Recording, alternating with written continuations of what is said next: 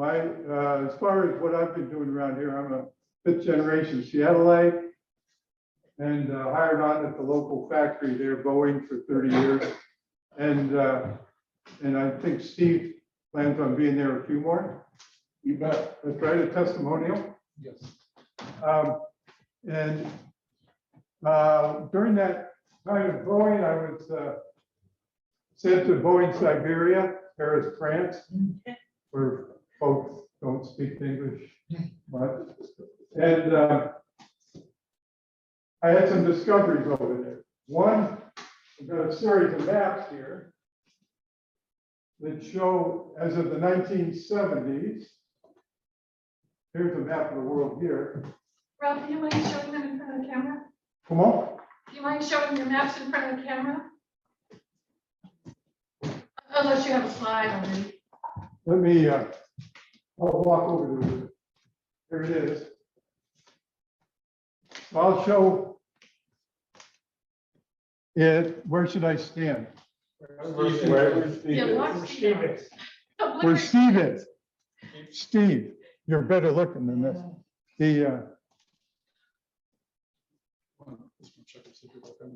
Okay. This is as it says, a map of the French-speaking world. And it shows several dots of francophones in the interior Pacific Northwest as of the 1970s. It totally baffled me. Didn't make sense. Given there's 20 odd million French speakers still in the Americas, mainly, though not exclusively, Canada and the Caribbean, but 3 dots on our side of the border and only 1 on the Canadian side of the border. And it became clear to me that why, as I got back, why I never heard of this.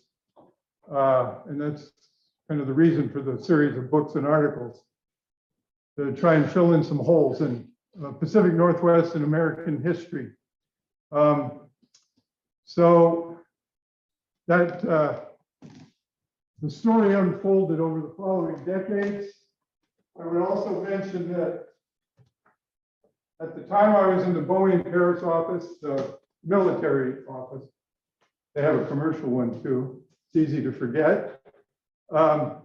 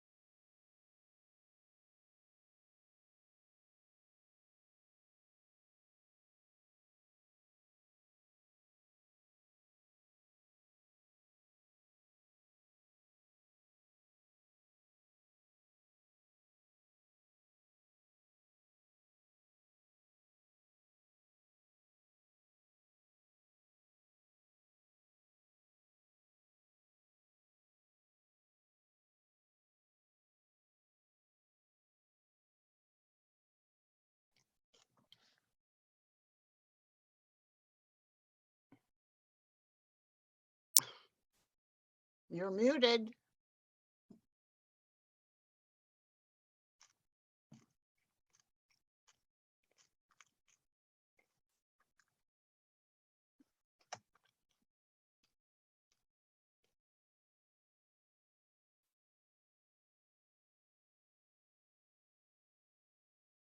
make that you folks might be familiar with one or both data points. While in graduate school at UW, I came across the US Census of 1970 and noticed that the fifth largest national origin group in the United States was French, whatever that means. Because it means a lot of different things in our history. And then I also came across a data point that when the United States federal government came together in 1789, early 1790s, they started, among things, counting national origin of immigrants entering the now United States, 13 colonies. And France was not on the list of the top 20 nations of origin of immigrants entering the United States, which was puzzling at first. And I realized, oh, that's because our French-speaking ancestors were mostly already over here. And they entered the United States not as citizens, whether they were Protestant Huguenots or French Catholics, not as citizens of France, but as citizens of third countries, which is another interesting part of the story. So, in any case, back to this, I'll follow this. We're going to skip through this. First, I want to highlight the transcontinental presence of the Canadiens and their mixed ancestry descendants. Part one, the Pacific Northwest, subset of that in terms of dates and lines on maps. And then some of the last guys to show up out here, Americans. Then in part two, the haste makes waste, Washington Territories, French towns, tribes, and reservations. We'll just glance over the two battles of Frenchtown. Why did that go there? And move on to the on and off reservation presence of their descendants. The introduction to the Chinook jargon and implications for the here and now. Okay. Okay, here we are. Transcontinental precedents and a significant demographic presence today. Here is basically a precaution on demographic context. And the border line drawing from people back east, mainly on the other side of the Atlantic. The Old Northwest, the British withdrawal from the Old Northwest, which are, Michigan, Wisconsin, Minnesota, Illinois, Indiana, took place not at the time the 1783 Treaty of Paris. It took place over 4 decades. It was a long, slow process. That's the Old Northwest. Then we have the Pacific Northwest, where the contesting northern neighbor, still British North America, through 1867. It took them 3 decades to withdraw. And you'll teach in the history books, the treaty, 1846, June, signed, that's it, the map's adjusted, and nothing further to go with. Well, the British started withdrawing in 1843, and they didn't completely withdraw, both the Hudson Bay Company or the British Army or Navy, until 1872. So, but again, the maps with lines and dates, it just confuses matters. Though the idea is to simplify, I think it simplifies beyond the point of necessary. We're adults, we can handle adult history and a little nuance and a little shading over a period of time. But it's not what sells, apparently, in academia or in bookshops. And then, of course, you've got the whole issue along the way in the northern borderlands. These people, the Metis and or as they called them in Chinook jargon again, the Sitcom Shawash, were both red and white. But the US authorities came along, and up until the census of the year 2000, you had to pick one. Don't muddy the water. We don't care about some of this and some of that. So the choice was red or white. But again, as of 2000, you can say that there's something else in there. You know, pick identity of ethnic identity by personal choice.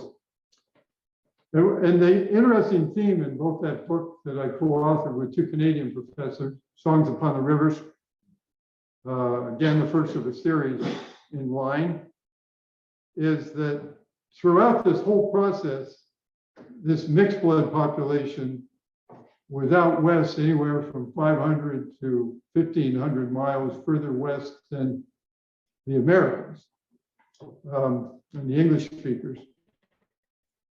But they were caught in the middle, and reintegration would be a problematic issue, as part of that was to become American, they had to identify ethnically.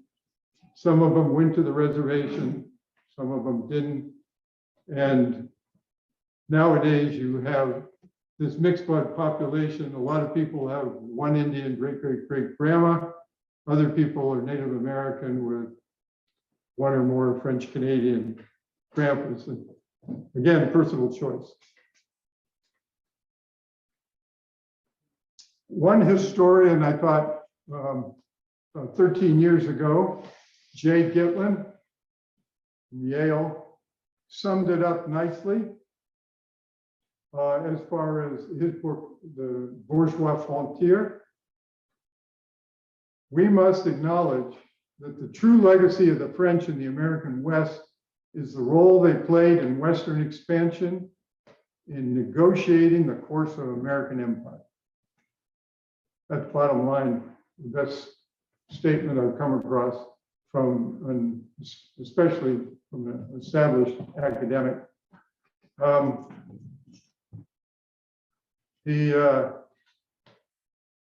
I've mentioned a couple of these themes already, the intermarriage between the ethnic groups, which accounts for a very large percentage of modern tribal configurations in the Northwest.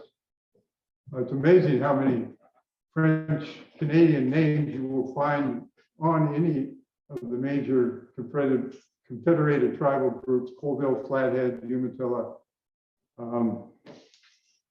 and smaller ones like the Spokane or whatever. But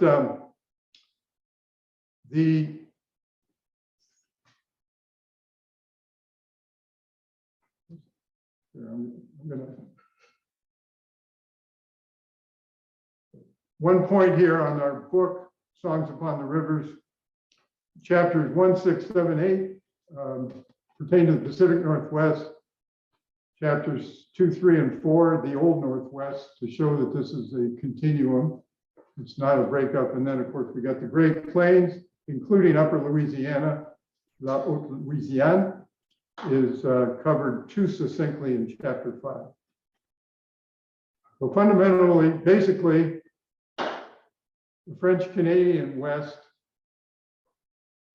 fell out of the British Anglo narrative of Canadian history and was not written back into the Anglo-American history. So they were kind of dispossessed in a sense of historiography. And Louisiana is an interesting part of this whole underrepresentation issue, is that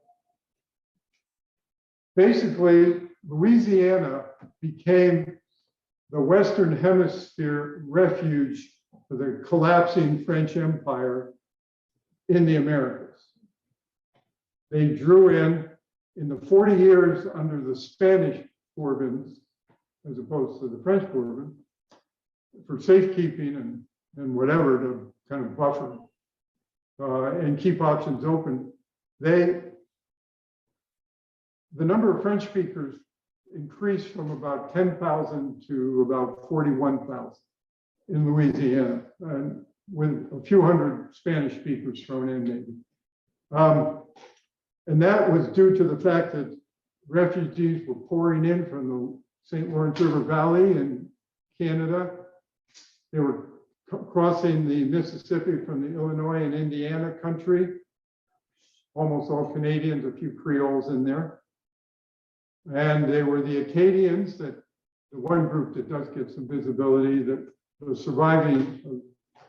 About 5,000 of the survivors ended up ultimately in Louisiana by the 1780s. And then from Saint-Domingue and other French colonies in the Caribbean brought in a number of whites and blacks and a mixed blood population as well. So Louisiana was a lot more French than it were Canadian, plutôt, than one might be led to believe. Here's the image you see on the maps. And here are most of the people that were living there, as in the Native American tribes, without lines on this map.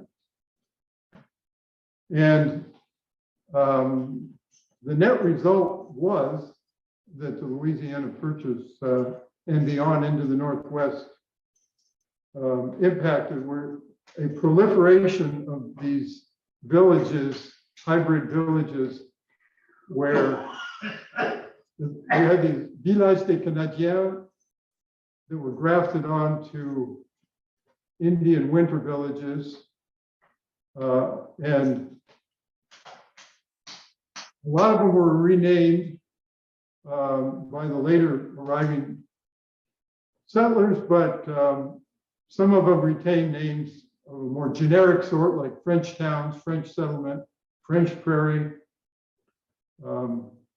And these are some of the states that were involved with multiple French towns, French prairies, and whatever they're called. There's a reference to the Algonquin language group of the Northwest. Right here, we go down by, these are listing a whole bunch of the original hybrid villages and settlements with modern names in most cases. And you'll see from Indiana, Vincennes, and Fort Wayne, and Iowa, Dubuque, and Chambord, the later group of settlers. Missouri, Saint Genevieve, the best preserved historic site west of the Mississippi of the Creole and Canadians. Saint Louis, Florissant, Saint Charles, Côte Saint Desert, Saint Joseph, and Kansas City. It goes on down Washington, Cowlitz Prairie, Roy, Kettle Falls. They translated from Les Chaudières, Chouilla, and Frenchtown, which preceded the town of Walla Walla downstream. Got preempted by the American settlement associated with the Army base upriver, and ultimately a well-known college. Then there's Oregon. Here's an example of one of the settlement maps. I've got a bunch more on my laptop. This is the Detroit, and it just shows the long fields that were typical of Canadian settlements along there. You can see that it was a pretty hefty agricultural settlement clustered around the fort in the town. This is something in the next book. This is about the early California settlers, northern Southern California, before the Americans came in. The French were out there in significant numbers as well. Go on. Okay, as again, citing a year when a lot of the things going on here are multi-year. Merger of the Hudson Bay Company with the Northwest Company was a 4-year process locally here. And Fort Vancouver was spawned out of it. It was obviously necessary to move upriver from Fort George, which is again called Astoria, down there closer to the mouth of the river in Chinook country. One of the hundreds of sketches by Army artist Gustav Sawan, a very large component of the American Army in the decades before the Civil War were actually German. Here's 12 founding families that the books and articles are kind of built around. And arriving here in the 1806 to 1812 timeframe, literally coming over the Rockies as Lewis and Clark disappeared east. A big gap there before the Oregon Trail was activated. So some of these early families were the Montour, the Finlay, the Rivet, and the Pont. And then 1818 to 1830, you got the Pomondons, the McLaughlins, Pierre Charles, another French-speaking Abenaki Indian, and of course the Tambon family down in the Walla Walla River area. And then later, overlapping with the arrival of the Americans, are these other folks, including our first bishops and archbishops. The American Catholic Church was originally a French-speaking church, mostly became bilingual in the course of the 19th century, and then monolingual in the 20th. And here is the gentleman often known as the Father of Oregon, and he is one of the two still Statuary Hall individuals on Capitol Hill, 2 from every state. 2 times 50 equals 100. His wife was a Metis, Cree Indian on her mother's side. Her father was Swiss French, Etienne Rodin. But he was born in Rivière-du-Loup, Quebec, downriver from Quebec City, out in the Gulf, really.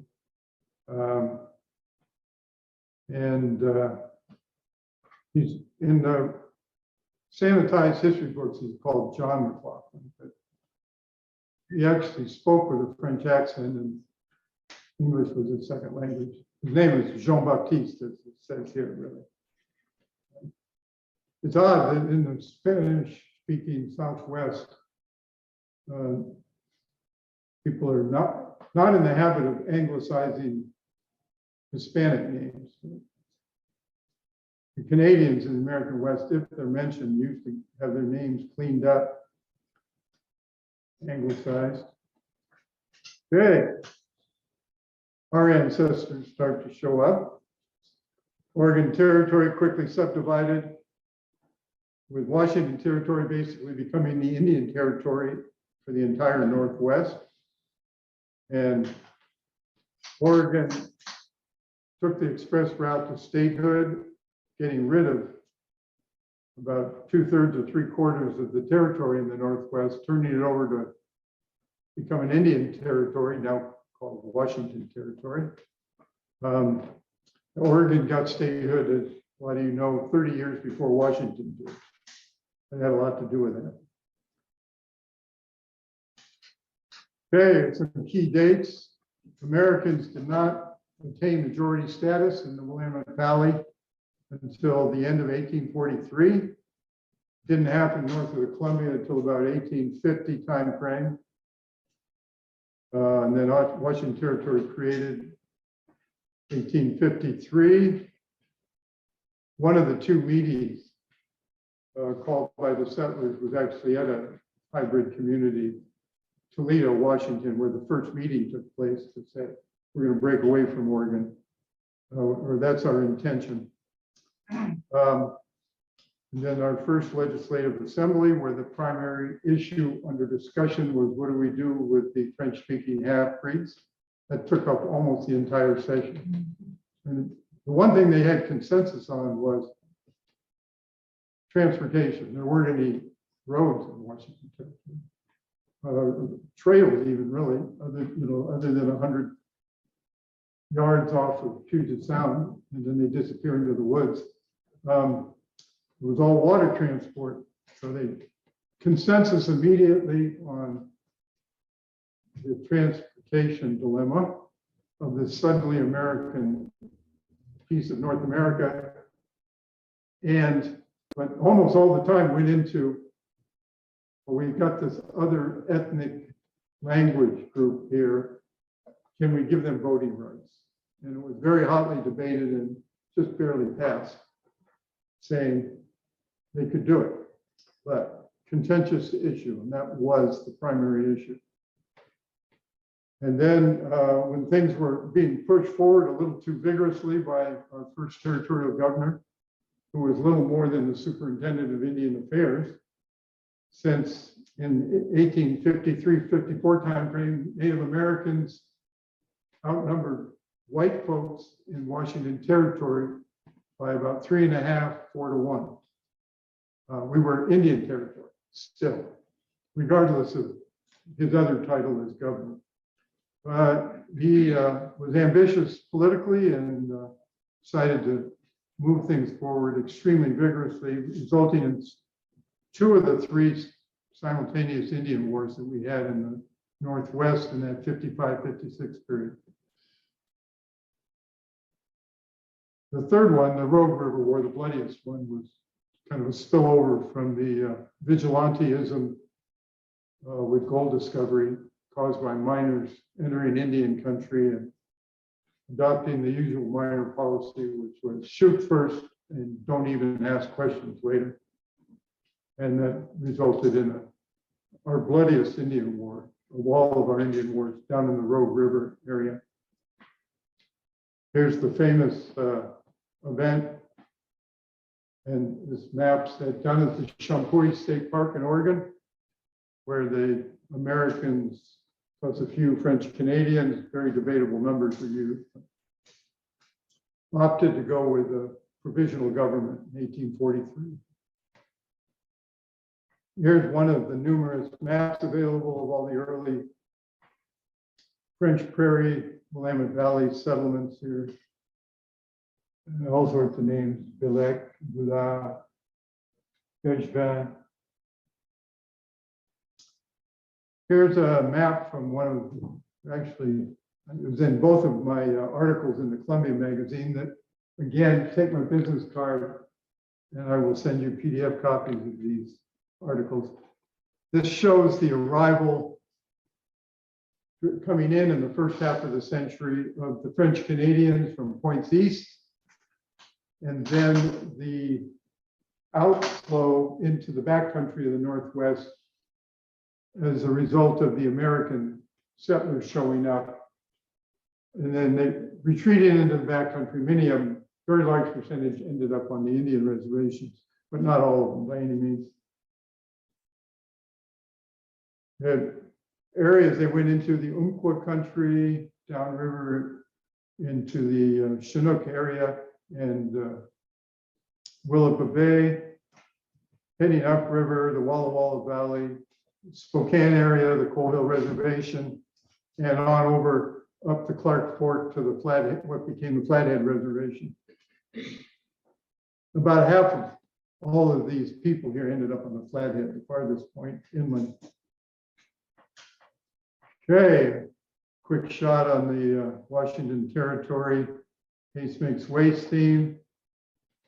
French Canadians, mixed bloods were implicated in the Whitman massacre.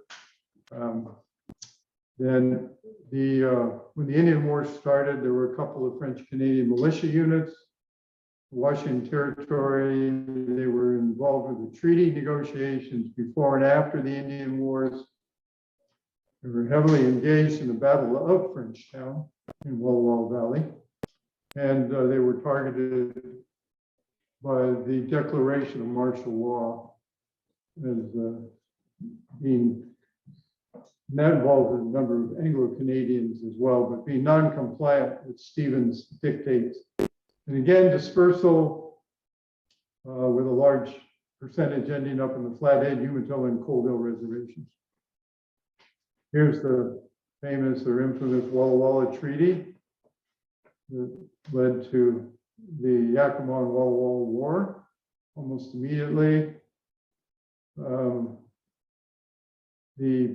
Battle of Frenchtown in Washington in December 1855 was preceded by an earlier Battle of Frenchtown during the War of 1813, where the same theme was the outer frontier, the settlements were not Anglo-American.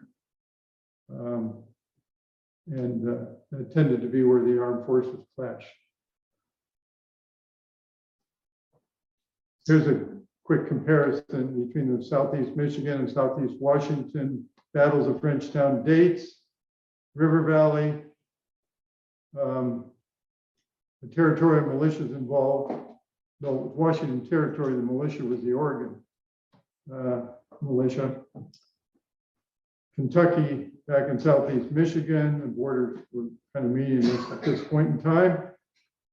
And Americans were the chief victims of the first one. One of the reasons it doesn't get a lot of publicity. The Native Americans were the chief victims of the Second Battle of Frenchtown. And the Catholic priests were in the middle of the whole process on both ends. One from Gabriel Richard from France, and the others were from, in our state, were all from Quebec. As was Mother Joseph, of course. His name is Esther, also in Statuary Hall for Washington. Esther Parizeau by her real name. And again, historiography and historic sites that warrant or don't warrant commemoration. The feds finally stepped up to the plate in Southeast Michigan on the Battle of Frenchtown or the Riviera Raisin in 2009, but in Washington State, where complacency and apathy run strong, there was a local nonprofit foundation of descendants had to step up to the plate. Here's one of the, it's debatable if it's actually the Cowlitz Rangers, but there are a whole series of these Native American mixed blood and such militia units throughout the Northwest. Here's the Cowlitz Rangers of Washington Territory, a list of the members, including such American sounding names as Lausier, Laramie, Bercier, Blanchet, Bouchard, Iroquois from Canada, Catman, Donnet, Chapelier, Dauphin, Desnoyers, Paron, Plamondon. And here's another one of the militia units. That was the one, Cowlitz, there, just south of Chehalis. And here's the Walla Walla Territorial militia, Beauchemin, Barnabé, Bernier, Ignace, Larocque, Lafourche, and even names here like Mackay and McBain, their mothers were French speaking. Their mother tongue was French, regardless of last name. On the patronym side, Paquet, Pellier, Raymond, Pellier, and Thibault. This is Frenchtown, Michigan, the early settlement and some of the property evolved into Monroe, Michigan, renamed after the War of 1812 and rebuilt. I don't think there was a building left standing after that battle.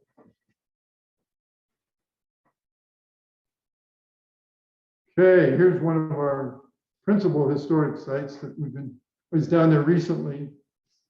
They're trying to figure out how to upgrade it. This was the first Catholic mission in Washington State, and is where the first meeting to declare Washington Territory independent from Oregon Territory. What year was that? The Catholic mission was set up there in December 1838. Unfortunately, the building they're standing today is the fifth at the site, and it just looks like a generic small town Washington Catholic Church. So Log cabins have a tendency to burn down. The fourth one burned down with a priest inside, also unfortunately. Here are the congregation there. Here's an example of one well-known couple, Joseph Saint-Germain and Marianne Plamondon. Here's his son with his children and grandchildren and several great-grandchildren, Simon Plamondon Jr. Here's the early, they no longer posted, but the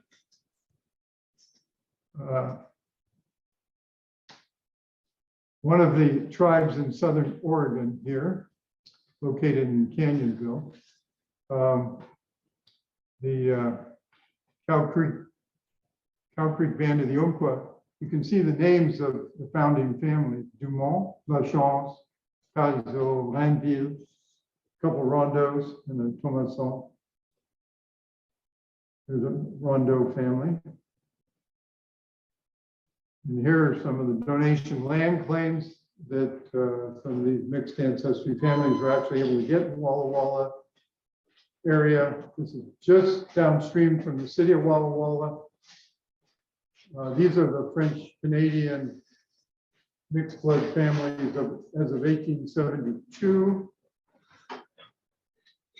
This is where most of those families were 20, 25 years later, with allotments on the Umatilla Indian Reservation, the north end of it. They were now Indians, officially adopted by the Walla Walla tribe. Here are those other upriver reservations I referred to: Colville, Spokane, Pend Oreille, and especially Flathead. Here's a couple of recently deceased Métis historians and good friends of mine. Again, John Jackson, books I have here, and Chalk, who the COVID got him last year. Chalk's great grandpa, Pierre Asselin, Americanized to Peter Ashley. Okay, hitting on the Chinook jargon and métissage.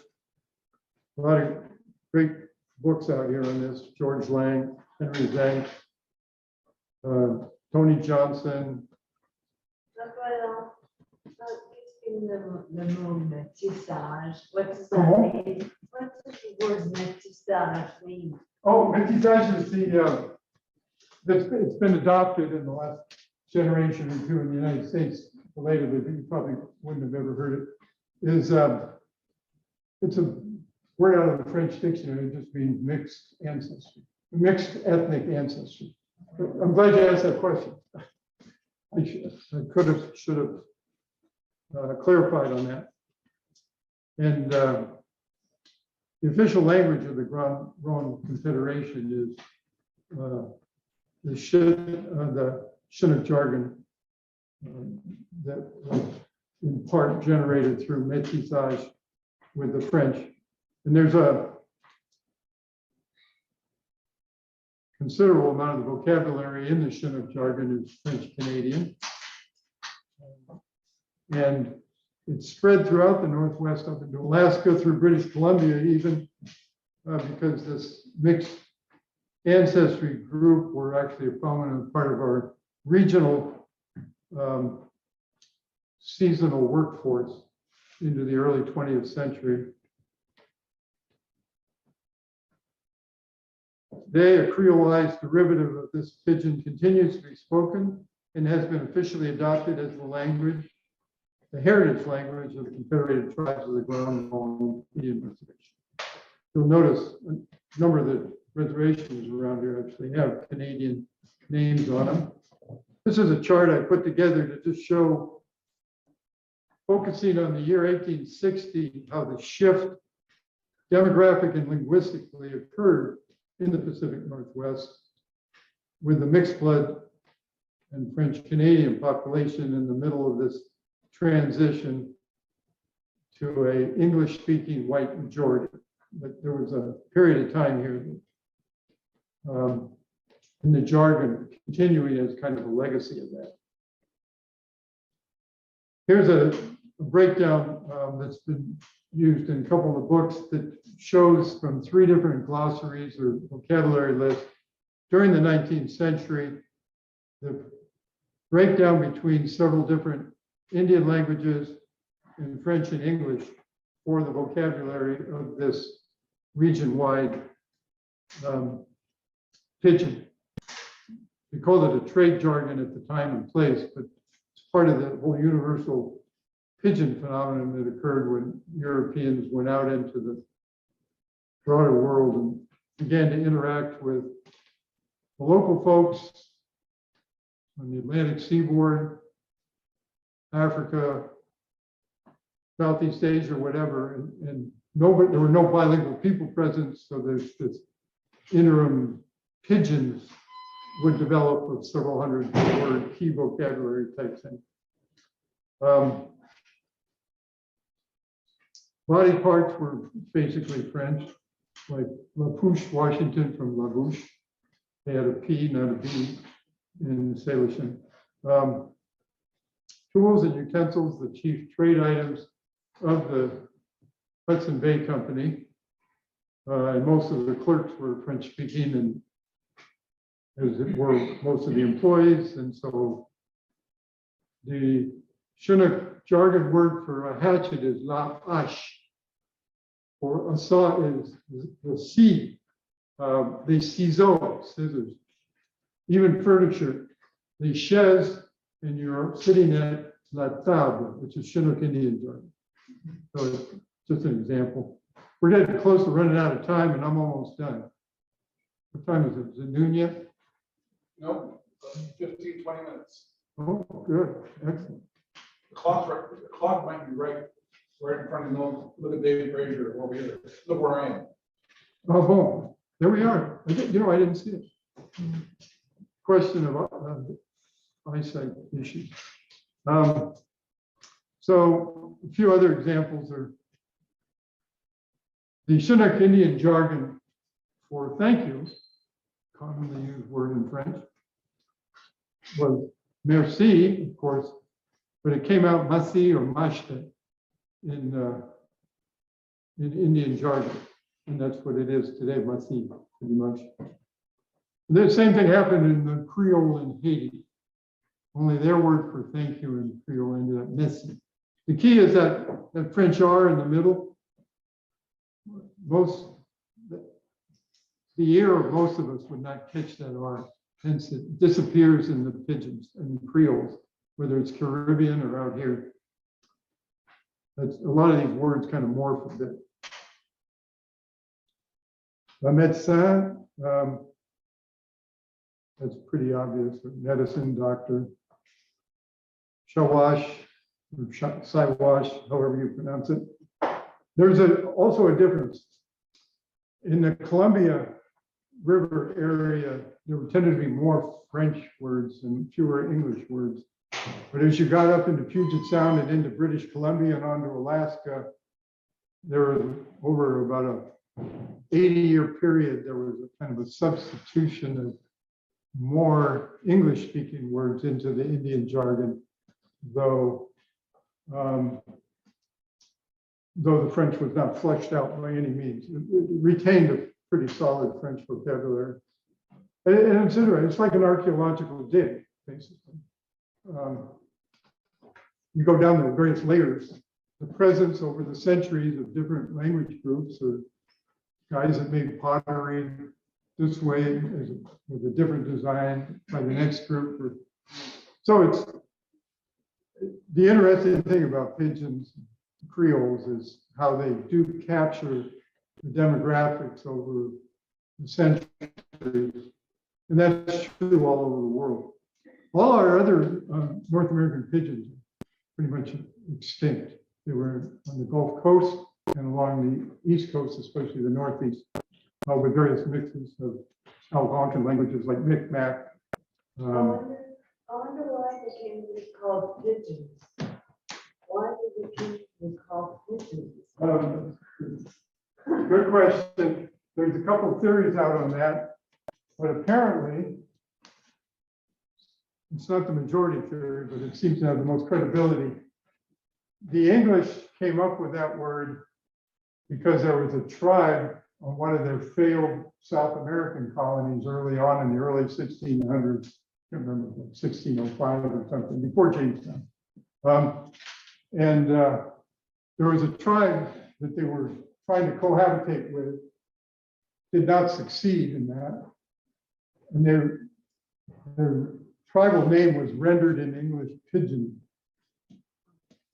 And then ever since then, English speakers called all these hard to decipher vocal mishmash, good luck, tough luck, sign language helps, whatever. And here's an example, one last one from the Northwest. Montana got its name that Canadians always called that part of the Northwest, Les Montagnes. But they ended up adopting the kind of a Spanish spelling, Spanish Latin spelling, because the French has a G in the middle of it. And that's through our ancestors. That kind of didn't make sense. Here's an interesting case in the jargon too. Very common French word droit, for right, or droit. They would say in Chinook jargon, or droit in French Canadian,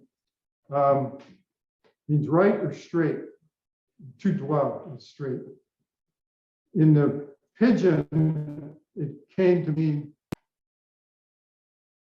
okay, honest, straight, truthful, definitively, sincerely, accurate, very, just general emphasis. And for example, over in the Kitsap Peninsula, just as you go past the Squamish Indian Casino, about 2 miles up towards Pulslow is the Lake Road, which just means straight. So there's still little sprinklings of these words all over the place. Can you spell that?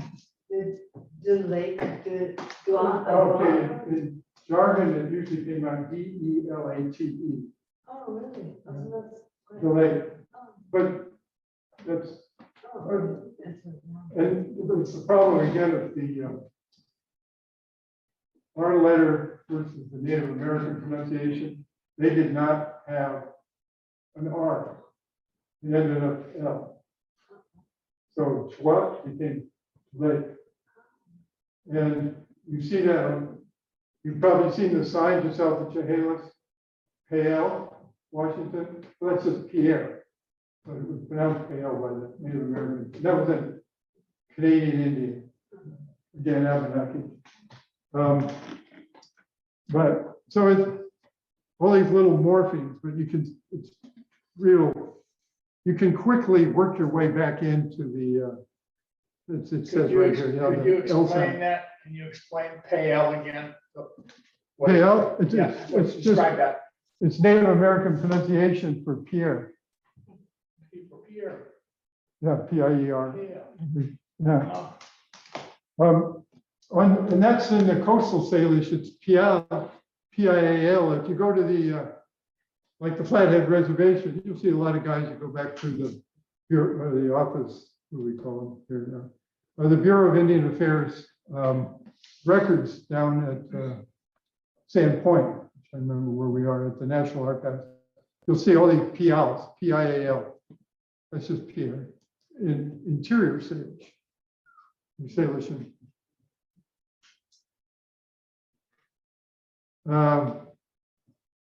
Body parts, la main, la tête, les pieds, the feet, again, Indian jargon.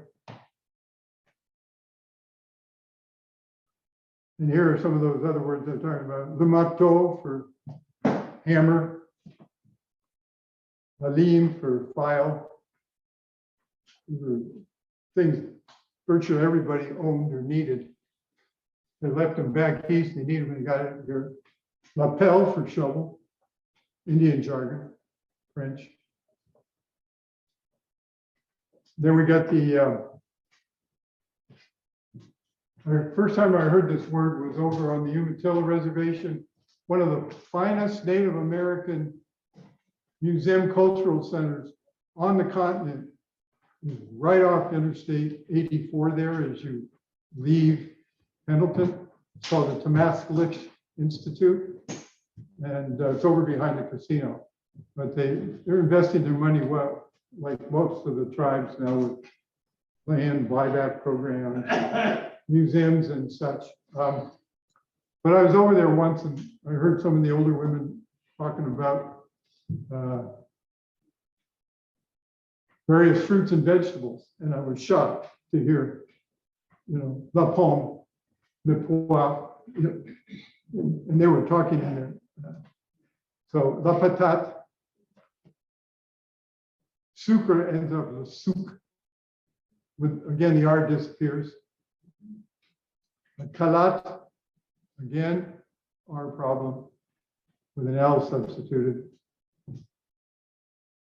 And then, of course, food does rot out at some point, and hence the French word courir ends up poulet.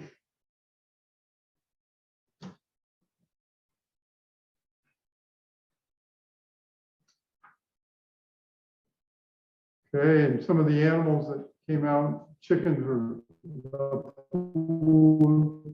the mel for mule, the mutu for mutton. There's mentioned already that there's a Lapoil Point over on Lake Crescent on the Olympic Peninsula. That's just Canadian food. And Chinook Wawa pigeon for frying pan and more broadly cooking instruments. So, okay, wrap up. Implications for the here and now.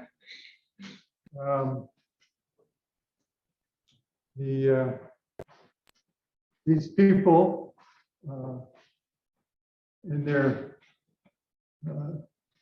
mixed ancestry might also deserve a seat in America's Me Too chorus of legitimate identified ethnic groups. And of course, this is more of a glimpse of our future or what we're becoming, as there's more and more intermarriage. US Census, as I previously indicated, was year 2000, the first time they allowed people to identify more than one ethnic group. Again, 10, it's a slow start. People have been preconditioned through historiography and the media to think in one-dimensional terms on ethnicity. And it's people fill out their forms as they so desire and identify, if that. Now that it's allowed, there's been a ramp up. I think in the first one, it was like, in 2000, I don't think it was even 5 million people identified as biracial. Went up to like 8 or 9 million in 2010. And now in the last one, it's up in the 20 some millions. So it's just a matter of people making their mental adjustments on ethnic identity and the reality of interracial marriage is proliferating. Self-identification is the rule, and that's up to individuals to so identify.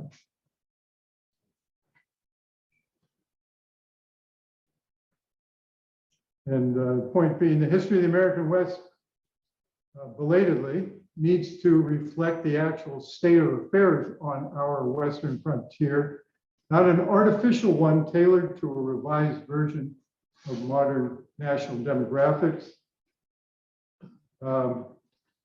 Hollywood should not be calling the shots in such organizations. Historians need to be back in charge in this process.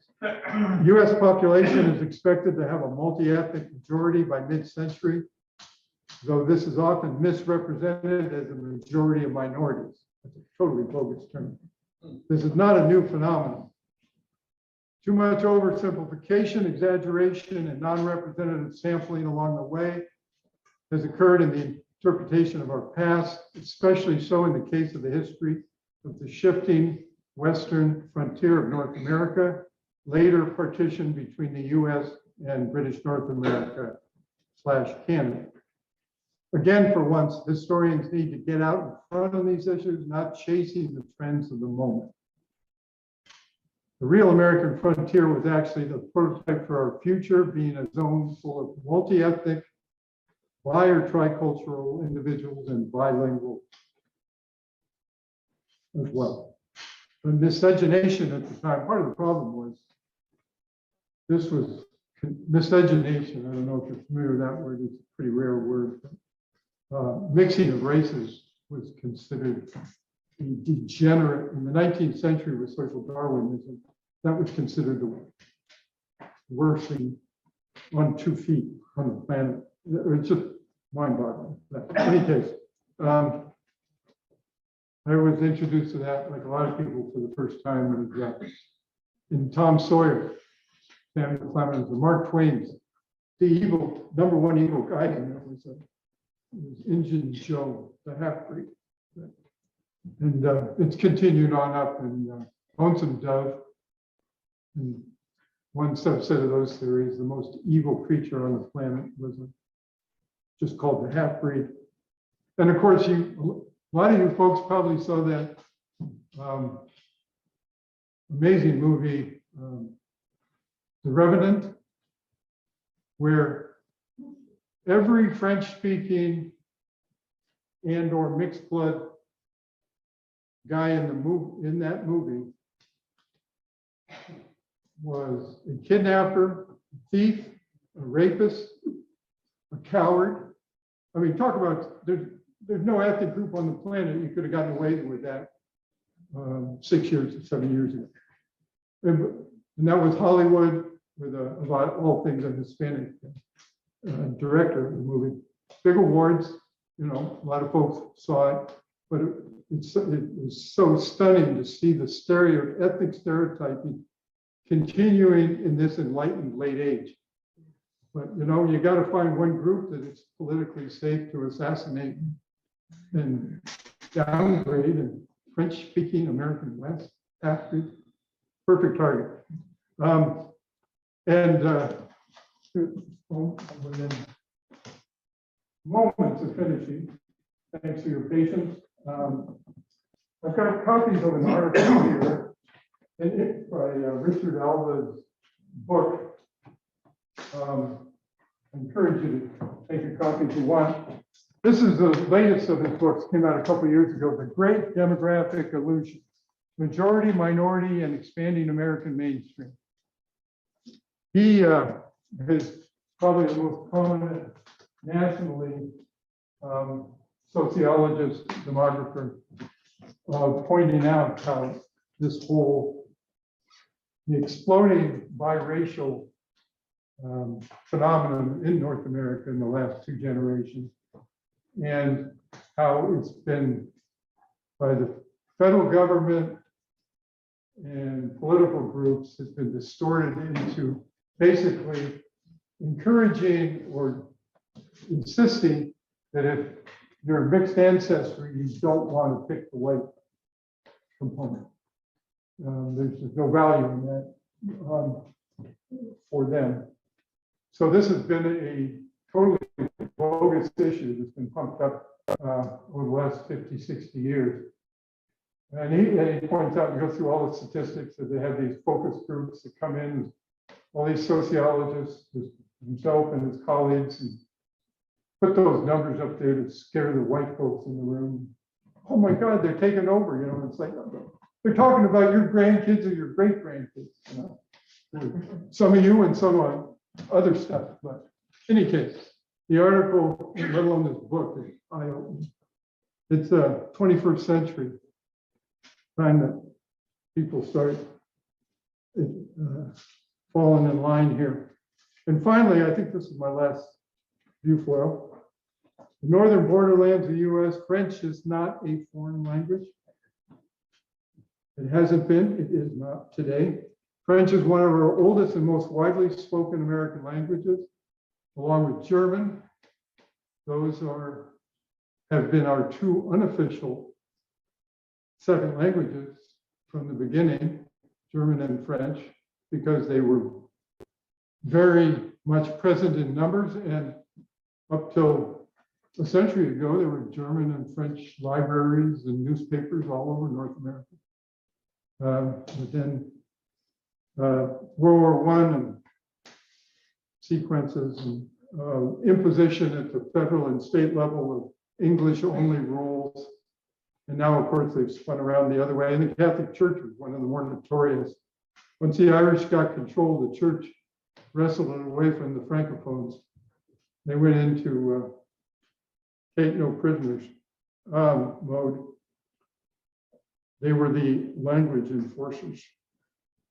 Back in New England, it was real apparent, where I lived off and on as a kid.